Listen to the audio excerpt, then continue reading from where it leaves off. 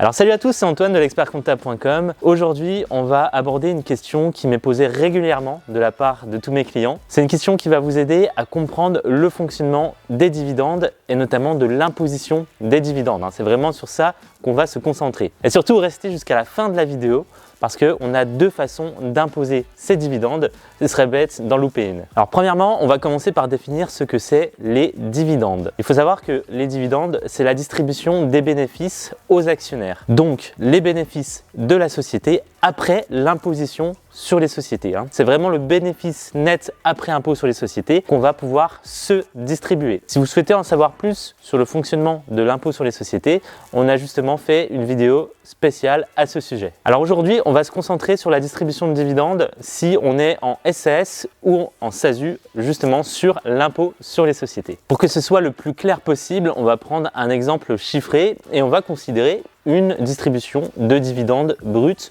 de 1 000 €. Premièrement, on va voir le système d'imposition selon le barème progressif d'impôt sur le revenu. Alors effectivement, vous allez percevoir par exemple 1 000 € bruts de dividendes de votre société. Mais vous, en tant que personne physique, en tant qu'associé de votre société, vous allez devoir imposer ces dividendes à l'impôt sur le revenu. Alors que va faire l'État? C'est simple, l'État va déjà vous prélever 17,2% de CSG-CRDS. Ce qui correspond, dans notre exemple de 1 000 € à exactement 172 € de CSG-CRDS. Mais également, vous allez devoir déclarer ces 1 000 € de dividendes bruts sur votre déclaration d'impôt sur le revenu. Et c'est là que ça se complexifie, entre guillemets, et où je vais essayer d'être le plus clair possible. Sur ces 1 000 € de dividendes bruts, vous allez en réalité, en tout cas l'État, va seulement prendre en compte 600 € de base pour les imposer. Effectivement, on considère un abattement de 40%. C'est l'État qui a défini ça sur l'imposition des dividendes. On a 40% d'abattement, ce qui signifie donc qu'on impose ces dividendes sur 600 €. Après, c'est très simple, vous allez retrouver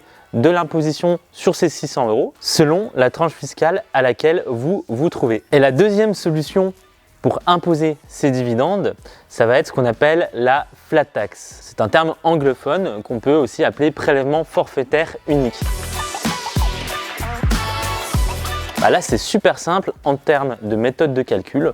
On va tout simplement vous appeler 30% d'imposition. Ça comprend 12,8% d'impôt sur le revenu, c'est vraiment un montant forfaitaire qui a été arbitré par l'État, et 17,2% de CSG-CRDS, comme pour la méthode précédente. Donc, si on additionne les deux, on arrive bien à 30%. C'est-à-dire que pour 1 000 € bruts de dividendes distribués, on va avoir un net dans notre poche à hauteur de 700 €. Alors vous l'aurez compris, on les impose soit selon la flat tax, soit selon le barème progressif. Et l'idée en fait, c'est de prendre la méthode la plus avantageuse pour vous financièrement. On voit bien par les différents éléments que je viens de vous donner que si on se trouve dans des tranches d'impôts qui sont relativement basses, par exemple la tranche à 11%, on va plutôt choisir l'imposition au barème. Par contre, si on commence à aller dans des tranches vraiment hautes d'imposition, on va plutôt favoriser la flat tax. Également, petit bonus, il faut savoir que la distribution de dividendes peut se faire sur l'exercice en cours, mais sur les exercices précédents, si l'on n'avait pas tout